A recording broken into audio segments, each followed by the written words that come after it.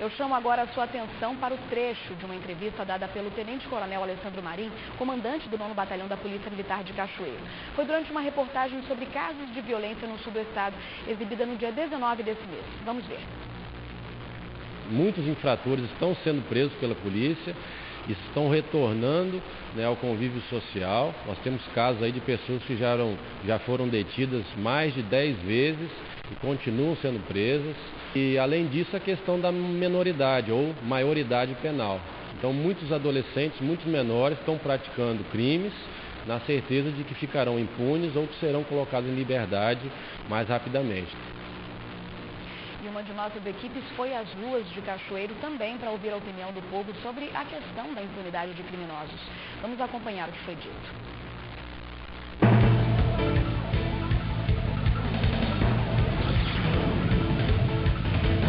O que o senhor pensa sobre a questão da impunidade? Eu acho que é fraca a justiça, né? Fraca.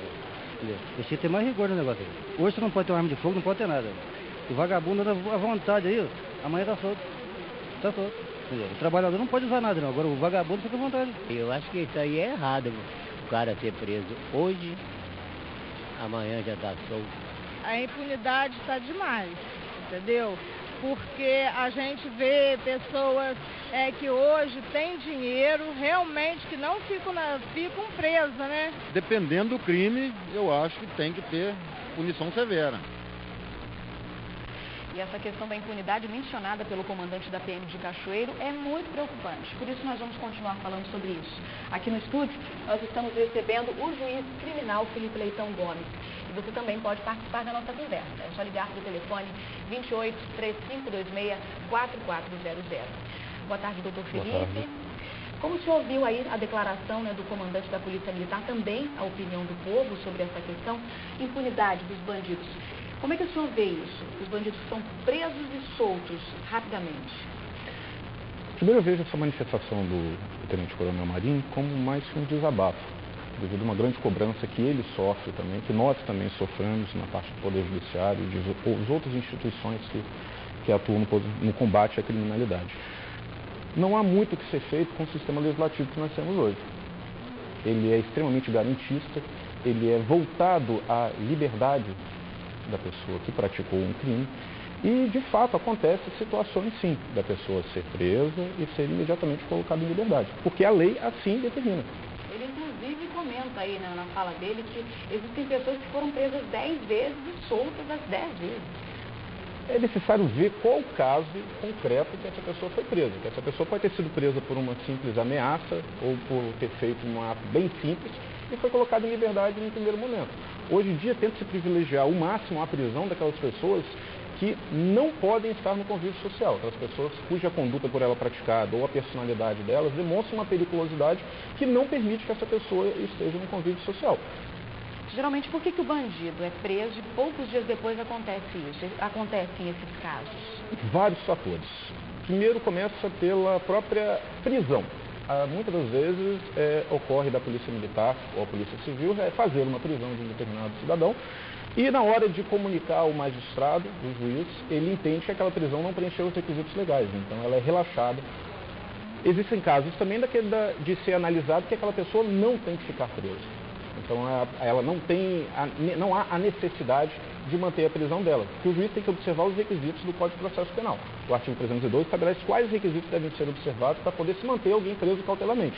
Que vige o nosso ordenamento a presunção da inocência. Todos sabem disso. E em determinadas situações excepcionais a pessoa é mantida presa.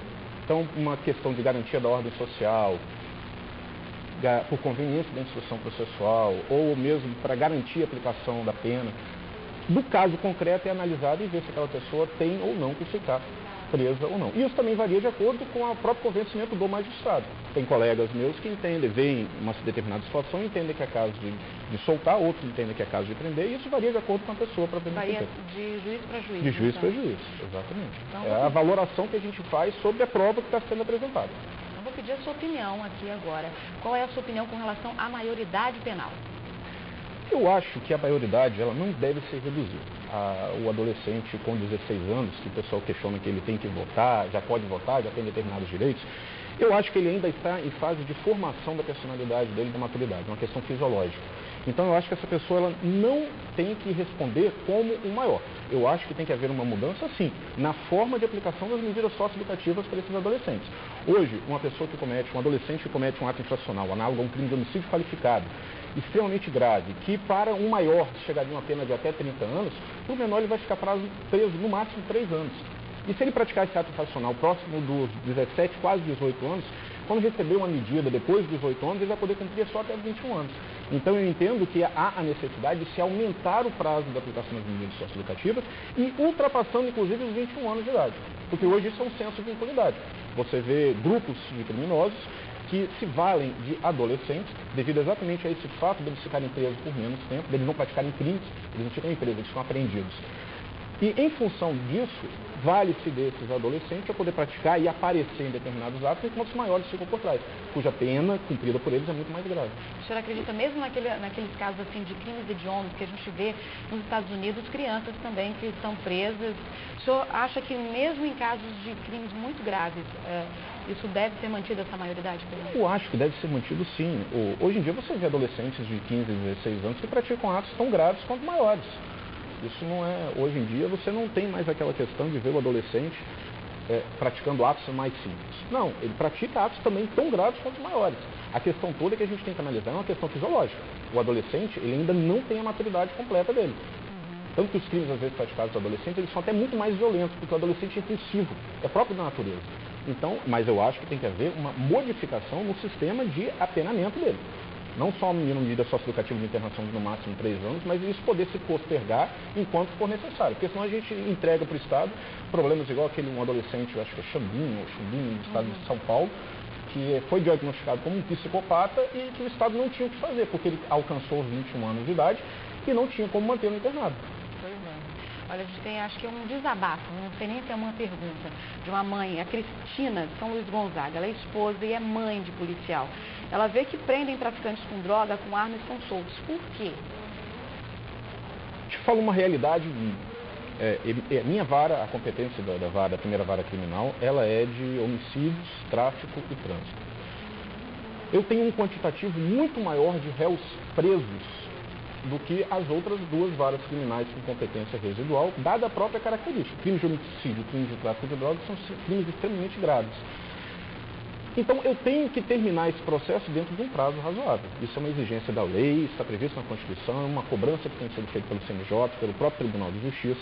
Existem determinadas situações que a gente não consegue concluir uma instrução processual, não por culpa da defesa, mas por culpa da própria deficiência do Estado, num prazo razoável. Então, existem situações que pessoas são soltas porque não conseguiu se concluir uma instrução processual num prazo razoável. Então, aquela pessoa acaba sendo solta para responder o restante processo de liberdade. Em outros casos também, uma condenação por tráfico de uma pessoa primária, que não tem antecedentes, que não faça parte de uma organização criminosa, nem se dedique à atividade criminosa. A pena dessa pessoa, apesar de ter praticado o artigo 33 do Estatuto de Entorpecentes, da Lei de Drogas, ele tem a possibilidade de receber uma causa de diminuição da pena do parágrafo 4º do próprio artigo 33, que reduz a pena em até 2/3.